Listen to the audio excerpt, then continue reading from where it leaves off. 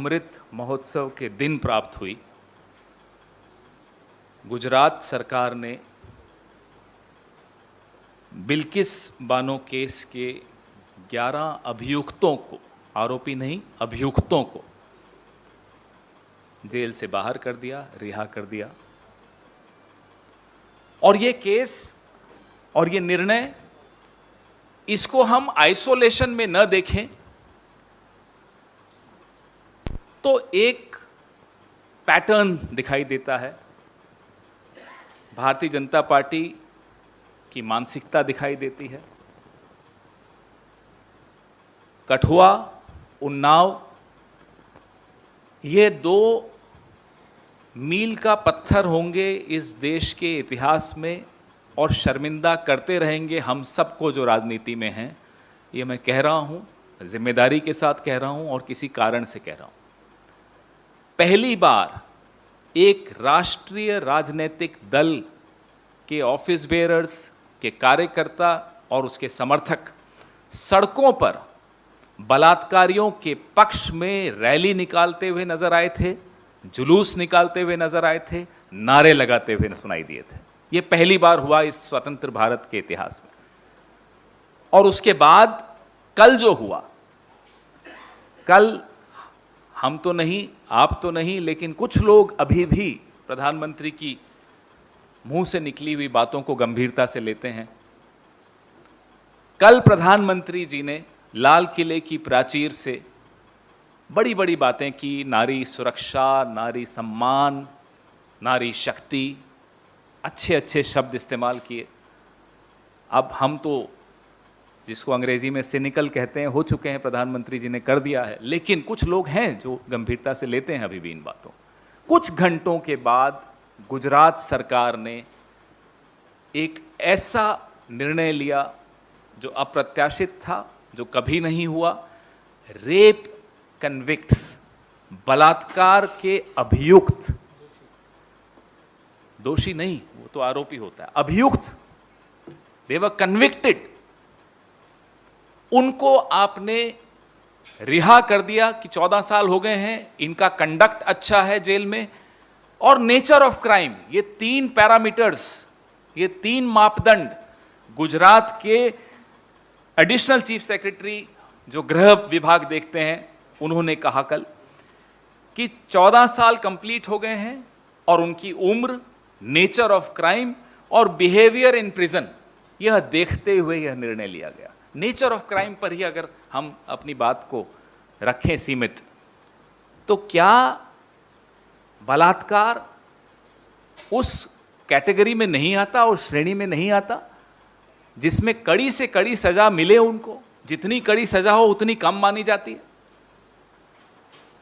फिर आज हमने यह भी देखा कि जो रिहा हुए हैं उनकी आरती उतारी जा रही है, उनको तिलक किया जा रहा है, दे आर बीइंग फेलिसिटेटेड। यह है अमृत महोत्सव, यह है प्रधानमंत्री की कथनी और करनी में अंतर। या तो प्रधानमंत्री की सुन्नी लोगों ने बंद कर दी है, उनके अपने लोगों ने, उनकी अपनी सरकारों ने, या फिर प्रधानमंत्री जी देश को कुछ और कहते हैं और फोन उठाकर अपनी राज्य सरकारों को कुछ और कहते हैं।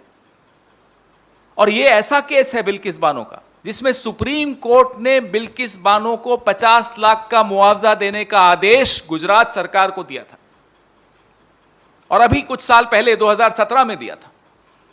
पहली बार ऐसा हुआ था। यह ऐसा ऑर्डर था सुप्रीम कोर्ट का जिससे यह साबित हुआ था कि बिल्किस बानो के साथ जो हुआ वो साबित हो गया है कि वो गलत हुआ, गैर कानूनी हुआ, उनके साथ अपराध हुआ, उनके पर अत्याचार हुआ, उस परिवार पर अत्याचार हुआ। एक 4-5 साल की बच्ची को जमीन पर देकर मार दिया, और जो गैंगरेप हुआ वो अलग। उसके बाद प्रधानमंत्री जी की हिम्मत कैसे होती है कि लाल किले पर खड़े होकर इस तरह की बातें करें? अब तो हैरानी भी नहीं होती, लेकिन फिर भी कुछ ना कुछ ये ऐसा रोज कर देते हैं जो चौंका देता है, जो और दुखी कर देता है और विश्वास लोगों का सरकारों पर से खत्म कर देता है। कांग्रेस पार्टी प्रधानमंत्री नरेंद्र मोदी जी से निवेदन करती है कि या तो आप आकर बता दीजिए कि कल जो आपने लाल किले की प्राचीर से कहा था वो सिर्फ शब्द मात्र थे, उन शब्दों पर आपको खुद भरोसा नहीं था, क्योंकि आपका अपना इतिहास पिछले 8-10 साल का है जिसमें आप महिलाओं का सम्मान करते हुए बड़ी अच्छी तरह से सुनाई देते। वो 50 करोड़ की गर्लफ्रेंड बोलना हो, कांग्रेस की विधवा बोलना हो, जर्सी गाय बोलना हो, शुपनखा बोलना हो एक महिला सांसद को, ये तमाम शब्द आप ही के हैं। तो will the real Narendra Modi stand up please? असली नरेंद्र मोदी कौन है? जो लाल किले की प्राचीर से आकर झूठ परोसते हैं, या जो अपनी ही गुजरात सरकार से बलात्कार के अभियुक्तों को रिहाई का आदेश दिलवाते हैं? कांग्रेस पार्टी और यह देश जानना चाहता है आपके सवाल।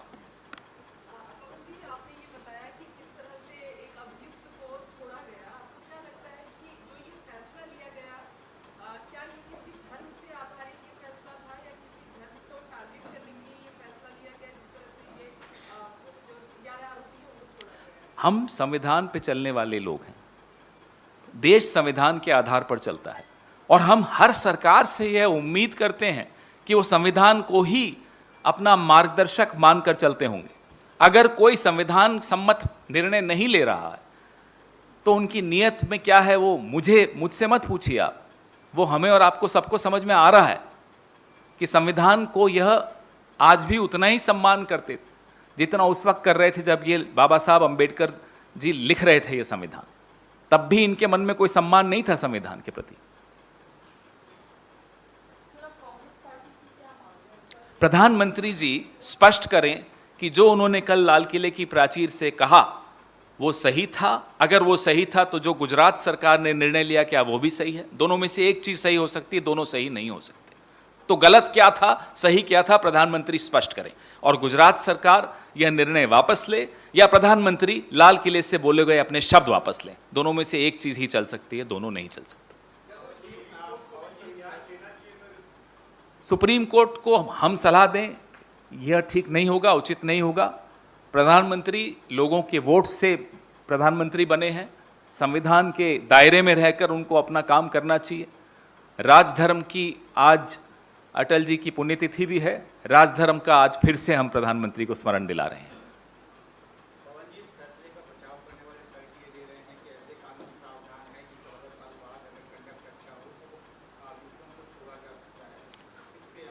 आज़ादी के अमृत महोत्सव पे प्रधानमंत्री के मुंह से निकले गए उन नारी सम्मान, नारी शक्ति के शब्दों के बाद कुछ घंटों बाद यही अभियुक्त मिले थे इन्हें रिहा करने के लिए, जो कि बलात्कार जैसे गंभीर संगीन आरोप में अभियुक्त बने हों। तो यह तो सोच समझ कर किया गया है। ऐसी सोच पर लानत है जो बलात्कारियों के साथ खड़ी हुई दिखती। और यह पहली बार नहीं हुआ, मैंने आपको कठुआ और उन्नाव का भी उदाहरण दिया, जब भारतीय जनता पार्टी के मंत्री स्तर के लोग सड़क पर रैली निकाल रहे थे बलात्कारियों के पक्ष में। तो इसके बाद कोई सवाल नहीं रह जाता, कोई जवाब नहीं रह जाता। इसके बाद तो सिर्फ एक तथ्य रह जाता है। तथ्य वो यह है कि प्रधानमंत्री जो कहते हैं वो करते नहीं हैं।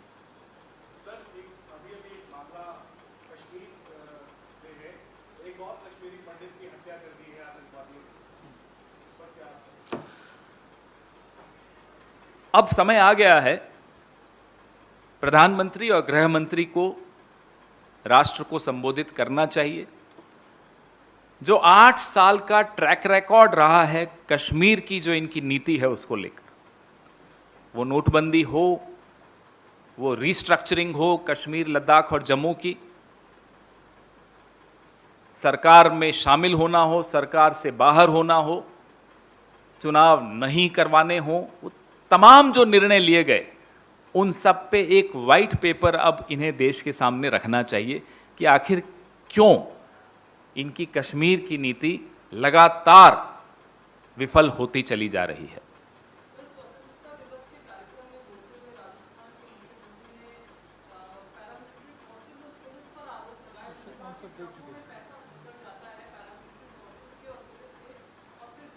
मुझे लगता है इससे पहली वाली प्रेस वार्ता में तो सारा ये क्वेश्चन आंसर्स हो ही गए हैं। मैं अपनी प्रेस वार्ता बहुत ही गंभीर जो कल गुजरात सरकार ने काम किया उस पर सीमित रखना चाहता हूं, कोशिश करते हैं उसी पर बात करें। Any other question? Thank you.